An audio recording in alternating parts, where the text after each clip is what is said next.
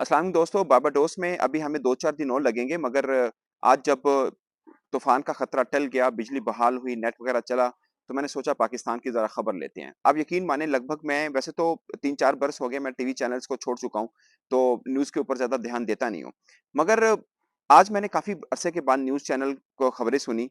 अब मैं 4 खबरें बताता हूँ। ये एक पाकिस्तान के टीवी चैनल की 4 खबरें हैं, वो सुनिएगा एक आप सुन के ना एक एक तरफ इमेजिन करिएगा। मैं पाकिस्तान में रहता शायद इस चीज़ को इमेजिन ना करता।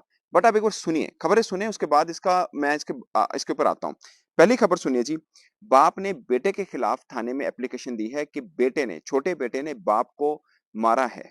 इस बात पर मारा है कि वो हिस्सा चाह रहा था जायदाद से। बड़े भाई को भी मारा, बाप को भी मारा और बाप ने एप्लीकेशन दी थाने में और बोला कि इसने अपनी पहली माँ को मर्डर भी किया इसी चक्कर में।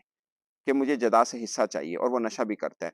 पुलिस ने छापा मारा तो उससे असलहा भी बरामद हुआ और पुलिस ने उस बंदे को जेल में कर दिया। एक कहानी। दूसरी कहानी सुनिए। हाफिजाबाद पंजाब का एक शहर है, वहां पर एक लड़की को मार दिया गया क्योंकि उसने लव मैरिज की। आयरलैंड में एक लड़के के साथ उसने लव मैरिज की है, ऑनलाइन शादी की 3 दिन पहले और अपने ससुराल भी गई। यानी लड़के ने कहा होगा ना कि तुम मेरे घर जाओ, अब तुम मेरी बीवी हो, अपने ससुराल गई। लड़की के बाप ने उसको बुलाया कि तुम पहले मतलब जिस तरह से भी बुलाया, अपने घर वापस बुलाया, फिर ससुर को भी बुलाया। लड़की के बाप और ससुर ने, ये एज़ पर रिपोर्ट मैं बता रहा हूँ, दोनों ने लड़की का गला घोंट के मार दिया और बाद में करंट भी लगाया, ये बताने के लिए कि शायद एक हादसे के तौर पे लड़की मरी है, लाइक करंट लगा और लड़की मर गई। लेकिन पुलिस ने पकड़ लिया दोनों को। ये दूसरी कहानी। अब तीसरी सुनिए जी। तीसरी है दोस्तों कि ना कोयटा में जो यूनिवर्सिटी की बस होती है उसमें से 2 स्टूडेंट गिरे हैं। एक बेचारा अल्लाह को प्यारा हो गया, दूसरा ज़ख्मी है। बाद में एक्शन लिया कि ये क्या हुआ क्या?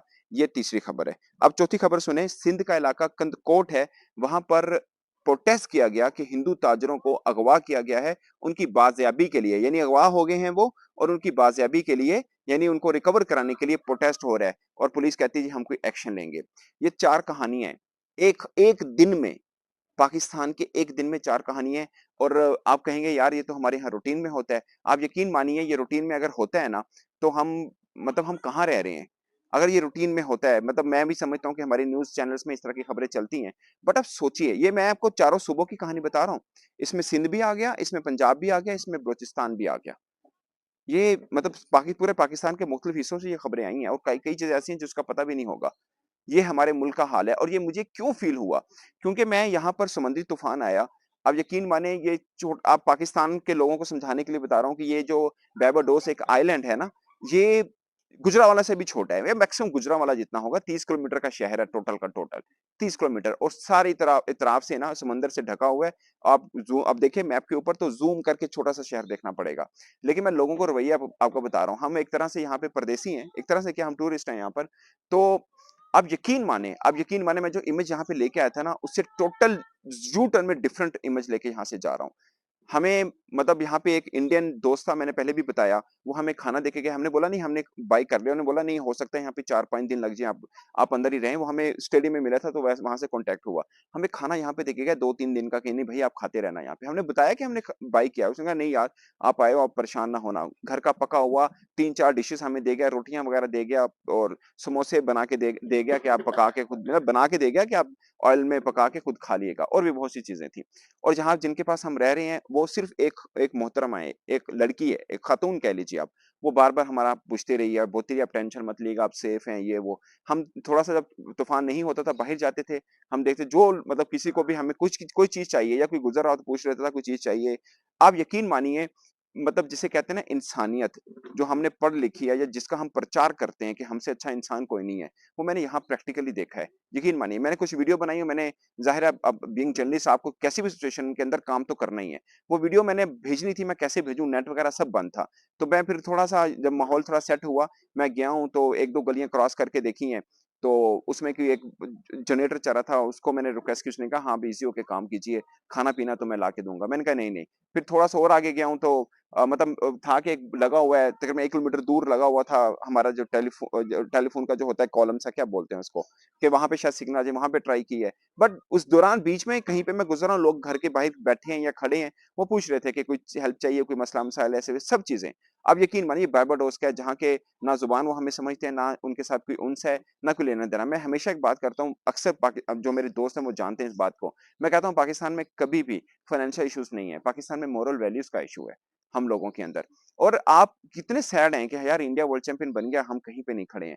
मैं यकीन माने चूँकि इंटरेक्शन होता है, आप हमारी यूथ का अलार्मिंग सिचुएशन ये है, जो हो रहा है वो तो हो रहा है ना, आगे जो नई जनरेशन आ रही है, उसकी सिचुएशन ये है दोस्तों, आप इंडिया जनरेशन का और पाकिस्तान जनरेशन का आप मुकाबला ही नहीं कर सकते। लोग बेवकूफ़ कहेंगे कि बहुत ज़मीन-आसमान का फ़र्क है। आप यकीन मानिए, ये मैं अपनी ऑब्जर्वेशन आपको बता रहा हूँ। और फिर आपको पता भी नहीं चला 90s में देख लिया हम और इंडिया के फाइनेंशियल को बहुत ज़्यादा डिफरेंस नहीं था। ठीक है?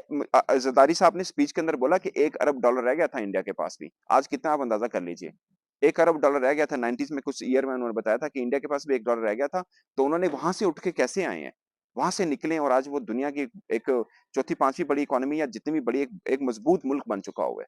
आप हम मैचेज़ देखते हैं, हम कहीं पे भी ऑस्ट्रेलिया, इंग्लैंड कहीं पे भी जाते हैं। आप यकीन मानिए जो महँगी तरीन टिकटें होती हैं ना, मैं ओवरसीज़ की बात कर रहा हूँ, पाकिस्तान में रहने वाले की नहीं है। वो इंडियंस खरीदते हैं। $10,000 की जो न्यूयॉर्क के अंदर टिकट थी, पाकिस्तानी 8-10 होंगे, बाकी पूरे का पूरा हॉल उनका भरा हुआ था, इंडिया वालों का। मैं सिर्फ़ ये बात इसलिए कर रहा हूँ क्योंकि आपको हर चीज़ में इंडिया के साथ मुकाबला करना है ना। मुझे लगता है कि फ़िलवक़्त जो हमें सिचुएशन है वो तो ये है कि हम सिर्फ़ अपने आप के साथ मुकाबला करें। हम खुद को थोड़ा बेहतर करें, उसके बाद उस मुकाबले जिसे कहते हैं ना, हम पहले अपने आप की ट्रेनिंग करें, इस काबिल तो हों कि किसी के साथ मुकाबला कर सकें।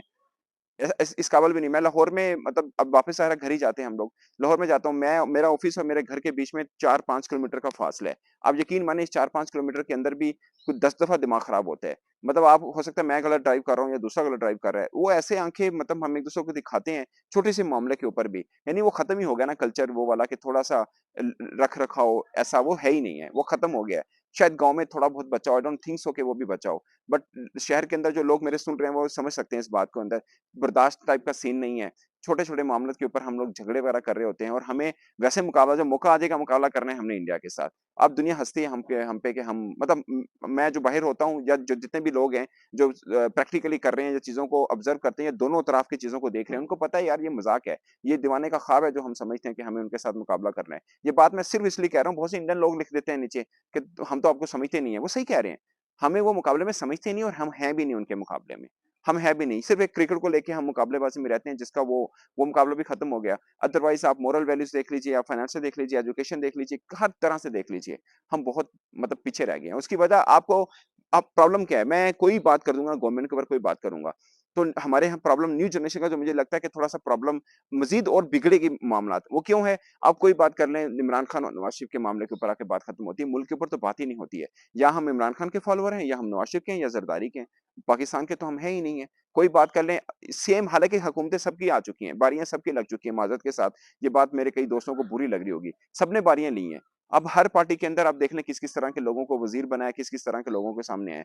जब तक हम खुद चेंज नहीं होंगे, मुझे नहीं लगता कि पाकिस्तान के हालात कहीं से बदलने वाले हैं। आप जिसको मर्ज़ी बिठा दीजिए, कोई फ़र्क नहीं पड़ने वाला, क्योंकि पहले भी फ़र्क नहीं पड़ा था। अभी बिठा के देख लीजिए, शायद किसी को कड़वी लगे और लगे कि मैं मतलब मुझे भी कह देंगे, कोई कहेगा पटवारी है, कोई कहेगा यूथिया है, कोई कहेगा कि ये जाला है। हमारे यहाँ तो यही नाम दिया जाता है ना। आप पाकिस्तान की बात कीजिए, आपको टैग दे देंगे। कभी मैंने बोल दिया तीनों टैग में से कोई एक टैग आपको मिल जाएगा। बट वेरी अनफॉर्च्यूनेट दोस्तों, दिल इसलिए दुखता है, ये शायद जो दिल दुखने वाला मामला है, आप कहेंगे कि अभी 1.5 माह हुआ है तुम्हें पाकिस्तान से निकले, तेरा दिल दुखने लग पे है। बट पॉइंट इज़ कि दोस्तों ये दूसरे हालात देखकर, दूसरों को ऊपर ले जाते देखकर बहुत दिल दुखता है। हमें अपने हिस्से का दिया जलाना है, ऑफ कोर्स हम तो अपने एंड पे जो कर सकते हैं हमें करना चाहिए, ये भी बात सच है कि हमें तो अपने एंड पे जो करना चाहिए वो करें हम। बट पॉइंट इज़ कि दोस्तों ये खबरें जब यहाँ पे लोग सुनते हैं, ऐसे तो उर्दू में है, लेकिन यहाँ पे जो पाकिस्तान की यहाँ पे तो बहुत कम कम्युनिटी है, लाइक जो इंग्लैंड और अमेरिका में सुनते हैं, वो कहते होंगे शुक्र है यार हम नहीं वहाँ पे रह रहे हैं। तो ये सिचुएशन है दोस्तों। मैं यकीन माने वो 3 मिनट की खबरें थी, बट मेरा दिल जला वो खबरें देख के कि यार हम आज भी वहीं पे खड़े हैं। वो इसलिए जला कि हम आज तूफ़ान में थे और यकीन माने खुद को बहुत सेफ फ़ील कर रहे थे। उसकी वजह ये नहीं थी किसी ने हमें आके क्या बचा लेना, बट हमें इतना प्रोटेक्टेड फ़ील हुआ कि जो मिल रहा है सब हमें हमें पूछ रहा है कि कोई मसला-मसाइल ये वो। हालाँकि हम टूरिस्ट हैं, हम इनके दोबारा काम भी नहीं आएँगे। मतलब हम तो हमारी फ्लाइट 6 को हम निकल जाएँगे। हम इनके दोबारा काम भी नहीं आना, जिसे कहते हैं ना वर्तन होंदा है पंजाबी साडे कहंदे ने, कि अज सालन लिया कल देना है। इनके साथ वर्तन भी नहीं है हमारा, दोबारा हम कब यहाँ पे आएँगे इनको पता भी नहीं है, या इन्होंने पाकिस्तान नहीं आना। लेकिन एक इंसानियत होती है, जिसमें आपको मतलब नहीं होता किसी के साथ। ये सीख है दोस्तों, मुझे लगा मैं आपके साथ शेयर करूँ। आप अपनी राय कमेंट के सूत्र में ज़रूर बताइएगा। मेरी तरफ से इतना ही दोस्तों, इजाज़त दीजिए। अल्लाह हाफ़िज़।